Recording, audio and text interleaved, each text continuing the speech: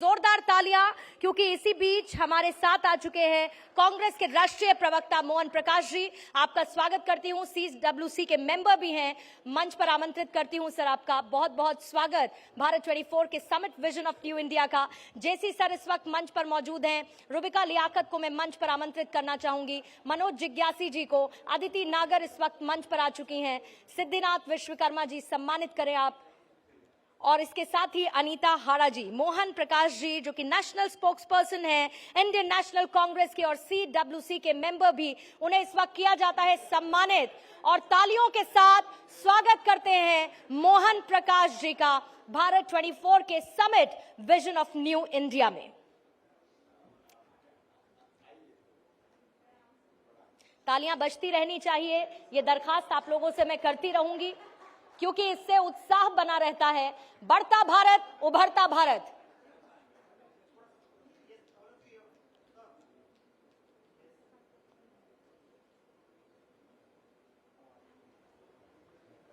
Thank you so much. और मनोज जी से मैं रिक्वेस्ट करना चाहूंगी। Thank you Manoj ji. मोहन प्रकाश जी, अपना स्थान आप ग्रहण करें और साथ ही मैं अदिति से रिक्वेस्ट करूंगी कि इस सेशन को आगे बढ़ाएं। एक बार जोरदार तालियां इस खास बातचीत की शुरुआत से पहले। Thank you. तालियों की आवाज कम होती जा रही है दोस्तों, एक बार जोरदार तालियां। Thank you. अदिति,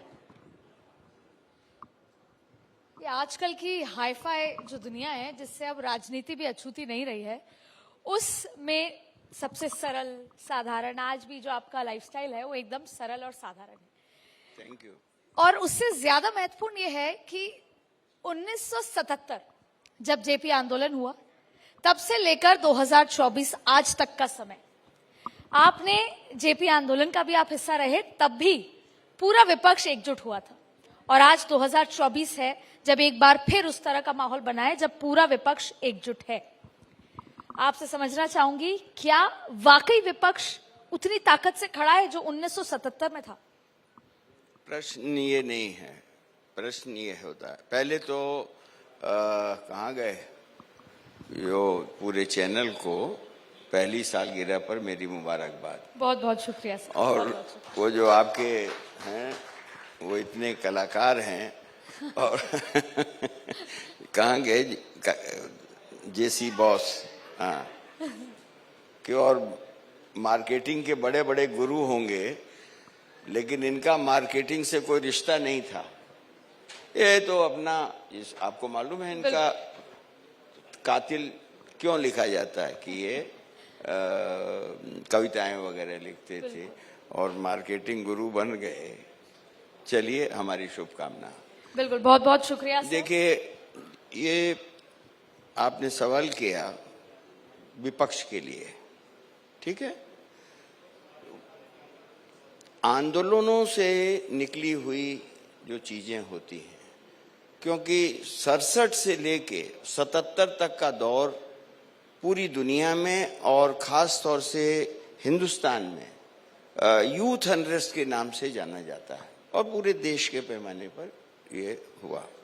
तो वो धीरे धीरे जो विश्वविद्यालय की चारदीवारी के अंदर जो लड़ाई होती थी, वो लड़ाई समाज से जुड़ गई, क्योंकि समाज से ही निकलकर विद्यार्थी जाता है। तो उसके बाद फिर इसमें राजनीतिक दल भी जुड़ गए और विशेष तौर पर इमरजेंसी जो लगी, तो इमरजेंसी लगी और उसके बाद जब निकले तो सवाल ये था कि हम कैसे इस देश में वापस उन सारी चीज़ों को वापस करें जो कि इस देश के विचार थे और जो उस समय की जो राजनीतिक शैली थी। क्योंकि देखिए, हिंदुस्तान की आज़ादी के बाद सभी राजनीतिक दलों ने जो स्वतंत्रता आंदोलन के मूल्य थे, उनके आधार पर इस देश की राजनीति को चलाने का काम उस समय सभी पार्टियां करती, इसलिए वहाँ एक विपक्षी एकता हुई। और लेकिन वो एक पार्टी के रूप में हो गई। आज और इसके पहले देखिए, नेशनल फ्रंट बना, यूनाइटेड फ्रंट बना, फिर एनडीए बना, ये फ्रंट थे। 77 में पार्टी बनी थी, तो ये फर्क है। फिर तो सर आपके लिए और चिंता की बात होगी, क्योंकि उस समय इमरजेंसी थी और एकजुटता से ज्यादा, विपक्ष की एकजुटता से ज्यादा वो इमरजेंसी थी, जिसकी वजह से इंदिरा गांधी को सत्ता से बाहर आना पड़ा। तो ऐसी कोई सत्ता विरोधी लहर नहीं है। और दूसरा, ये जो आपने कहा एकजुटता भी है इनकी, ये तो सिर्फ केंद्र में है, राज्यों में आते हैं तो एकजुटता बिखर जाती है। तो क्या INDI के लिए और ज्यादा चिंता की बात है? नहीं, ऐसा होता है कि जब जनता खड़ी हो जाती है तो बड़ी सी बड़ी ताकतें हवा हो जाती हैं।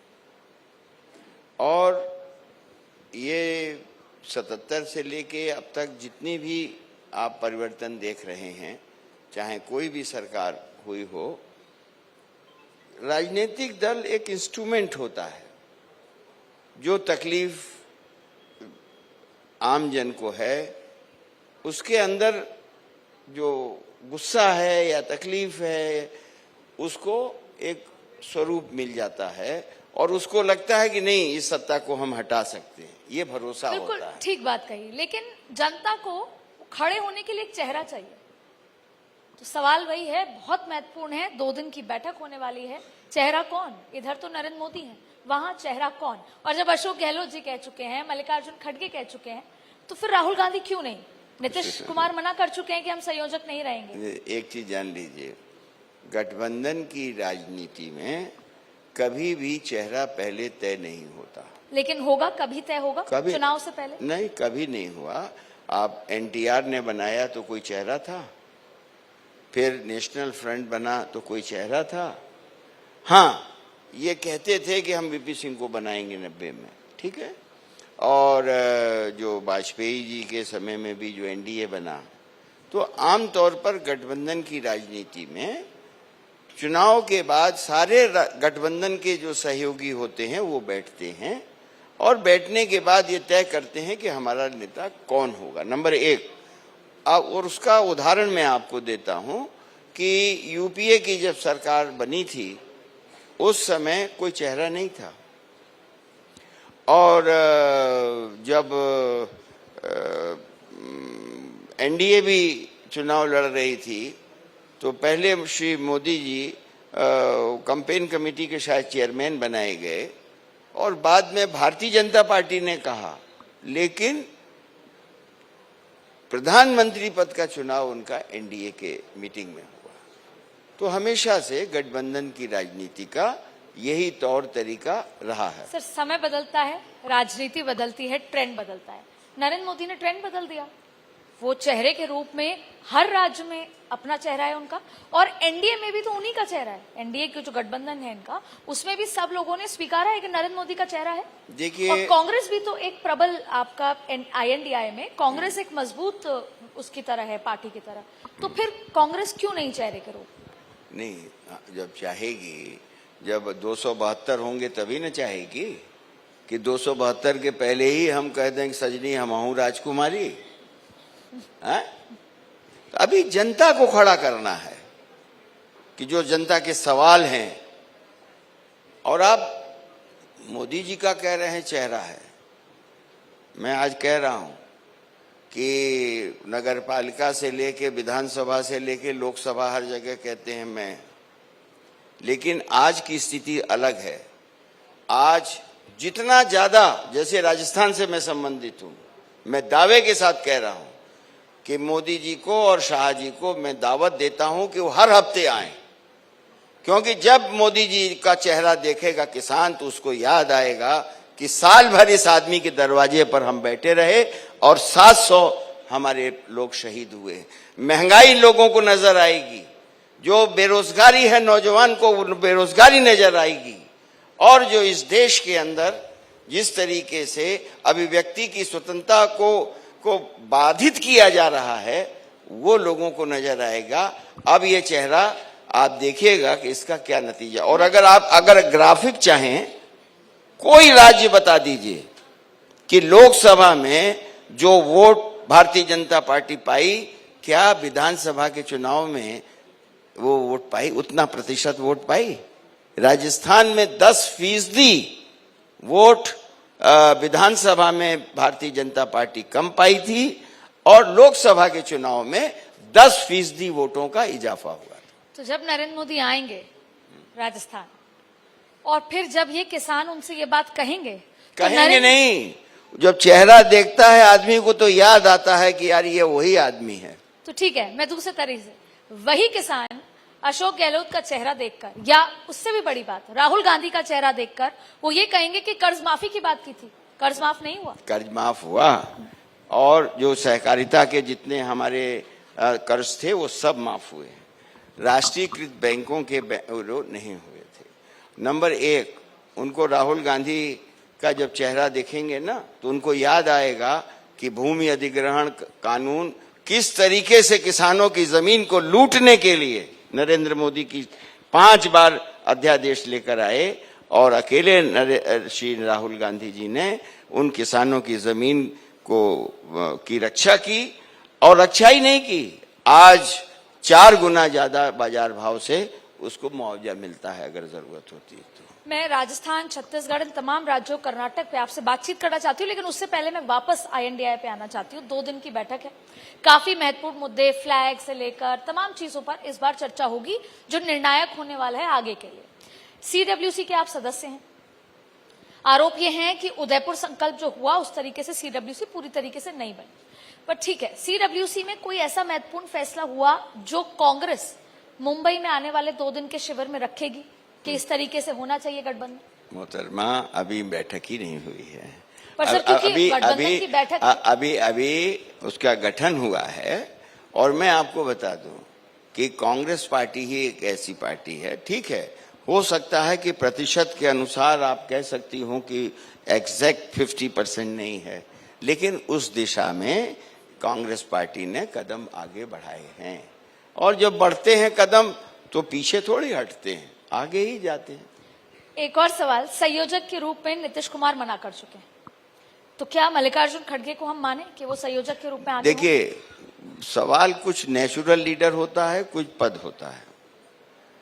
अभी आपने एक बात छेड़ी थी कि NDA और UPA, फर्क दोनों में अंतर है। ये जो इंडिया है ये इस देश की जो मूल्य हैं और खास तौर से स्वतंत्रता आंदोलन के जो मूल्य हैं उनकी रक्षा के लिए एक साथ जुट हुआ है। जैसे save constitution, save democracy, save institution, democratic institutions, महंगाई, बेरोजगारी और जो बेचा जा रहा है सारा देश, वो हम इस देश की जनता को बचाने के लिए ये एकजुट होकर लड़ाई लड़ रहे हैं। उनको सत्ता से हटा के खुद सत्ता के जाने का उद्देश्य नहीं है, बल्कि इस देश के जो मूल्य हैं उन मूल्यों पर कैसे इस मुल्क को चलाया जाए, यही एक लड़ाई है और इसी दिशा में NDA 2 दिन के बाद बढ़ेगा। अभी स्मृति ईरानी जी आई थी, राहुल गांधी में मेरा सवाल है आपसे एक ये कि आपने राहुल गांधी से मुलाकात की भारत जोड़ो यात्रा से पहले भी और भारत जोड़ो यात्रा के बाद भी। आपको बतौर एक सीनियर जो आप पॉलिटिशियन हैं और आपने उनको समझा होगा, आप काफी सीजन्ड पॉलिटिशियन हैं, आपको कितनी पर्सनालिटी में फर्क दिखता है? लेकिन स्मृति ईरानी अभी हाल ही में आके एक बार फिर चैलेंज देके गई कि अमेठी आओ और बात करो। देखिए, स्मृति ईरानी जी बहुत विद्वान महिला हैं। अब उनकी टिप्पणी पर हम टिप्पणी करें तो कहीं ये न कह दें कि हमको मतलब कोई अपमान कर दिया, क्योंकि जब ऐसे करने पर फ्लाइंग किस हो सकता है। तो इसलिए बड़ी विद्वान महिला हैं और देश की मंत्री हैं, तो मैं समझता हूं और उनका जो बैकग्राउंड है उस पर भी, उसको भी देखते हुए मैं उनकी बात पर कोई टिप्पणी नहीं करना चाहता। लेकिन एक चीज बताऊं मैं आपको, राहुल गांधी के व्यक्तित्व में परिवर्तन तो बहुत आया है। कोई भी इंसान जब मासेस में रहता है ना तो उसमें परिवर्तन आ जाता है, क्योंकि उनकी जो जो जो वाइब्रेशंस हैं, जो तकलीफ है, जो खुशी है, जितने तरह के भाव होते हैं, उन भावों को लेकर जब वो साथ चलता है तो वो भाव उसके शरीर में भी आते हैं। लेकिन सर ठीक है ना, ये जो आपने फ्लाइंग किस का जिक्र किया, जरूरी नहीं है ना कि पार्लियामेंट जैसी जगह ऐसा किया जाए। क्या चीज? जिस तरह के लिए आरोप उन पे लगे, 22 महिलाओं ने कहा कि फ्लाइंग किस संसद में हुई इनअप्रोप्रिएट। उन्हीं महिलाओं ने कहा कि भैया मैंने तो देखा नहीं। अच्छा, और कौन सा ये ऐसा वो चीज है? बस संसदीय परंपरा में ठीक नहीं है। संसदीय परंपरा कौन सा निभा रही है वो श्रीमती क्या नाम है ईरानी जी, और कौन सा प्रधानमंत्री निभा रहे हैं संसदीय परंपरा? कोई प्रधानमंत्री इस देश का नहीं है। इवन अटल बिहारी वाजपेयी जी की तबीयत ठीक नहीं रहती थी, फिर भी वो संसद में बैठते थे। आप संसदीय प्रणाली को नकार रहे हैं। इस देश का प्रधानमंत्री सदन का नेता होता है और एक दिन भी सदन में नहीं आना, ये अपमान है संसद का, इस देश की जनता का अपमान है। और वो विपक्ष का अपमान नहीं कर रहे हैं, इस देश की जनता जिन्होंने संसद को चुनकर भेजा है उनका अपमान करते हैं। क्या बात कर रहे हैं? राजस्थान गैस सिलेंडर 500 रुपए। जी हाँ। अब लोकसभा चुनाव में 8 महीने बचे हैं और विधानसभा चुनाव 5 राज्यों के हैं, और आज गैस सस्ती कर दी है सर 200 रुपए। कोई इम्पैक्ट होगा सर? ऐसा है कि अभी देखते रहिए। अब आपने वो अभी एक केंद्रीय मंत्री का नाम लिया था, मैं तो नाम भी नहीं लेता, कहीं कह दें कि भैया आपने हमारा नाम लिया था। तो वो उनको 400 450 का सिलेंडर ही बड़ा भारी महंगा लग रहा था, और आज 1200 को कह रहे हैं। वाह वाह वाह वाह वाह वाह। आंदोलन किया था। तो फिर सवाल यह है कि जनता का जब दबाव आएगा, आप देखिएगा जो यही नरेंद्र मोदी हैं और यही भारतीय जनता पार्टी है जो अहंकार में, घमंड में, क्रूरता में अपनी तारीफ समझते हैं, किस तरह से जनता के सामने लौटते हुए नजर आएंगे। अब सर राजस्थान पे क्योंकि और मैं आपको बताऊं, अभी इंदिरा गांधी से बड़े मासेस की अपील नहीं है, लेकिन जनता ने तय कर लिया तो उनको भी पद से हटा दिया था, और श्रीमती इंदिरा गांधी ने उसको स्वीकार किया था। सर मेरे सवाल राजस्थान से जुड़े हैं। बात यह है कि अब राजस्थान में तो ट्रेंड अलग है। पिछले 3 दशक से एक पार्टी दूसरी पार्टी एक पार्टी। अशोक गहलोत मेहनत कर रहे हैं। 4.5 साल से काफी अदावत पार्टी के अंदर भी रही है। भारतीय जनता पार्टी में अब खुलकर आ रही है। चुनाव कैसे जीतेंगे, रोड मैप क्या है सर? चुनाव जनता जिताती है, और जमहूरियत में जनता के सवालों को जो पार्टी ज्यादा मजबूती से उठाती है, जनता के ज्यादा तकलीफ में उनके बगल में खड़ी होती है, तो निश्चित तौर पर वो जनता उस पार्टी को जिताती है। पिछले 5 सालों में भारतीय जनता पार्टी राजस्थान में किसी भी सवाल पर लोगों की तकलीफ में खड़ी नहीं हुई है। अब जाके ये भ्रष्टाचार की बात कर रहे हैं। 5 साल में विधानसभा में भ्रष्टाचार के सवाल पर एक भी आप मोशन लाए क्या? तो कहने का मतलब यह है, कांग्रेस पार्टी इसलिए आएगी कि हमेशा जो भी तकलीफ है, मोदी जी की सरकार के द्वारा महंगाई बढ़ाई गई, और महंगाई नहीं कहता हूं मैं, ये लूट की छूट है, और छूट उन लोगों को है जो मुनाफाखोर और जमाखोर हैं। कांग्रेस की सरकारों के समय में भी महंगाई होती थी, लेकिन महीने में 1.5 महीने में सरकारें इंटरवीन करती थी, और इंटरवीन करके आवश्यक वस्तु अधिनियम कानून था। दवा आज आप खरीदिए और 15 दिन बाद वही दवा खरीदने जाइए तो उस पर 5 रुपया बढ़ा होगा। दवा नियंत्रण मूल्य का क्या हो रहा है? ये इसलिए हो रहा है कि वो सारे के सारे जो लोग हैं वो भारतीय जनता पार्टी के चहेते लोग हैं, वो जमाखोर हैं, लूटखोर हैं, और ये सरकार लूट और झूठ की सरकार है। सर भले ही जो अंदर अदावत थी वो कम हुई है, तस्वीर भी आई है मल्लिकार्जुन खड़गे जी के घर के बाहर निकलते हुए केसी वेणुगोपाल जी के सामने। लेकिन सचिन पायलट समर्थक अभी भी कहते हैं कि चुनाव जीतेंगे तो वो सीएम बनेंगे, अशोक गहलोत कहते हैं कि समर्थक कहते हैं वो बनेंगे। इसको कैसे सॉल्व? आपसे कहा था क्या? सर समर्थक तो हमसे कहते हैं, खुलकर कहते हैं। समर्थक कुछ भी, हर एक का समर्थक रहना चाहिए। और क्षमा करिएगा मुझे, राजस्थान की कांग्रेस में सिर्फ 2 ही लोग नहीं हैं। राजस्थान की राजनीति में सैकड़ों लोग ऐसे हैं, और नहीं तो आप इनसे पूछ लीजिए कि जिन्होंने 40 साल तक राजस्थान के विभिन्न इलाकों में जनता का प्यार हासिल किया है। और इसलिए मैं कहना चाहता हूं कि ये जो सवाल है, पूरी कांग्रेस पार्टी एकजुट होकर, और न वहां पर अशोक गहलोत का है न सचिन पायलट का, बल्कि हमारे अध्यक्ष श्री खड़गे जी, त्याग की मूर्ति श्रीमती सोनिया गांधी जी और जननायक राहुल गांधी जी के चेहरे पर और उनके नेतृत्व में कांग्रेस पार्टी चुनाव लड़ेगी। सर सवाल तो आपसे बहुत हैं, लेकिन समय कम है। आपसे ये सवाल पूछना चाहूंगी, धौलपुर से आप चुनाव जीत चुके हैं, और आप जिनके विरोध में चुनाव लड़े थे, जिनको हराकर अभी वो सक्रिय राजनीति में, अभी रोहित वोरा वहां से हैं। अब क्या है, जिनके खिलाफ आप एक बार चुनाव लड़ चुके हैं, क्या इस बार धौलपुर में आप उनके लिए या राजाखेड़ा में उनके लिए चुनाव प्रचार करेंगे? मैंने पिछली बार भी किया था।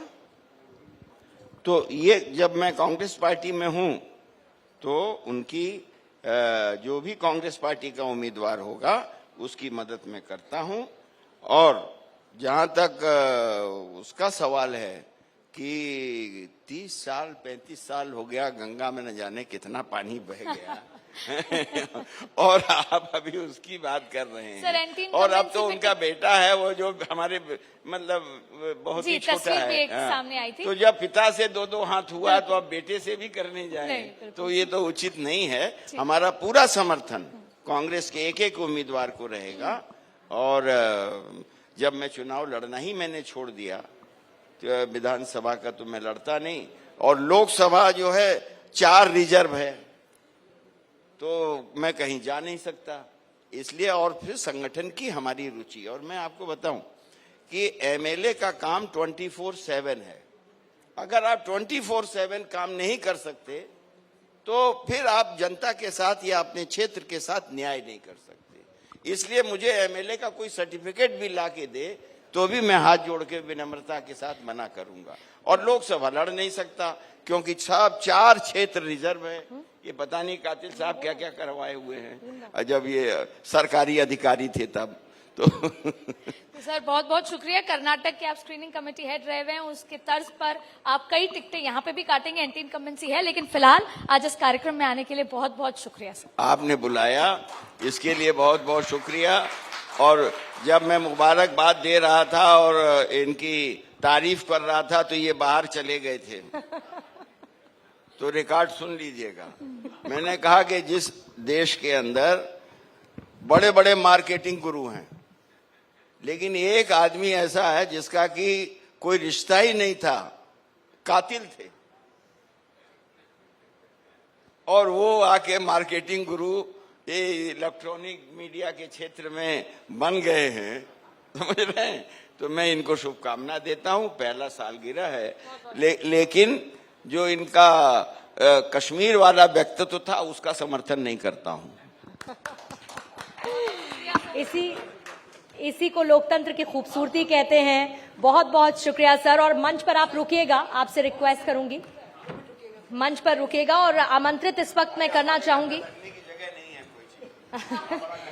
सर, जगह तो दिल में होनी चाहिए, जगह डेफिनेटली बन जाएगी। जेसी सर मंच पर आ चुके हैं। आमंत्रित करना चाहूंगी मनोज जिज्ञासी जी को कि वो मंच पर आएं। आदिति मंच पर मौजूद हैं, सिद्धिनाथ विश्वकर्मा जी, अनीता हाड़ा जी इस वक्त मंच पर मौजूद हैं। और ये खास मौका है मोहन प्रकाश जी को मोमेंटो प्रदान करने का। एक बार जोरदार तालियां कांग्रेस के राष्ट्रीय प्रवक्ता CWC के मेंबर मोहन प्रकाश।